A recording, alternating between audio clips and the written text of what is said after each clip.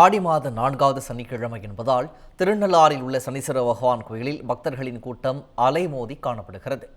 இது தொடர்பான விவரங்களை எமது செய்தியாளர் பார்த்திபன் வழங்க கேட்கலாம். பார்த்திபன், ஆடி சனிக்கிழமையொட்டி திருநள்ளாறு கோயிலில் இன்னைக்கு என்னென்ன சிறப்பு பூஜைகளுக்கு ஏற்பாடுகள் செய்யப்பட்டிருக்கிறது? பக்தர்களின் வருகை அதிகமாக இருப்பதை நம்மால் காட்சிகள் வாயிலாக புரிந்து கொள்ள முடிகிறது. பாதுகாப்பு ஏற்பாடுகள் எல்லாம் எப்படி செய்யப்பட்டிருக்கிறது? கூடுதல் விவரம். புதுச்சேரி மாநிலம் காரைக்கால் அடுத்த திருநள்ளாறில் அமைந்துள்ள உலக பிரசித்தி பெற்ற தர்பாரணேஸ்வரர் சுவாமி ஆலயத்தில் அனுக்கிரக மூர்த்தியாக சனீஸ்வர பகவான் தரிசனம் செய்து வருகின்றார், காட்சிட்டு வருகிறார். சனீஸ்வர பகவானை தரிசனம் செய்வதற்காக சனிக்கிழமைகளில் ஆயிரக்கணக்கான பக்தர்கள் வருவது வழக்கமாக இருக்கின்றது. இந்த நிலையில் ஆடி மாத சனிக்கிழமை என்பதால் திருநள்ளாறு கோவில் அதிக அளவில் பக்தர்கள் குவிந்து வருகின்றனர்.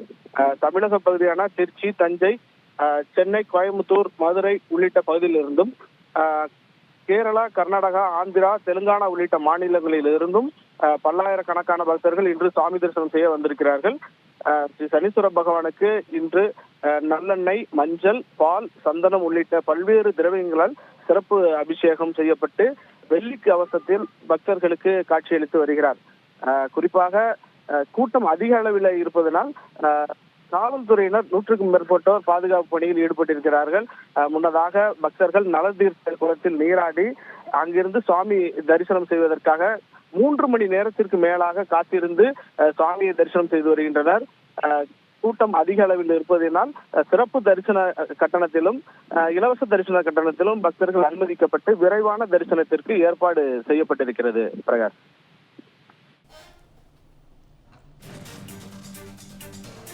விவரங்களை வழங்கியமைக்கு நன்றி பார்த்திபன்.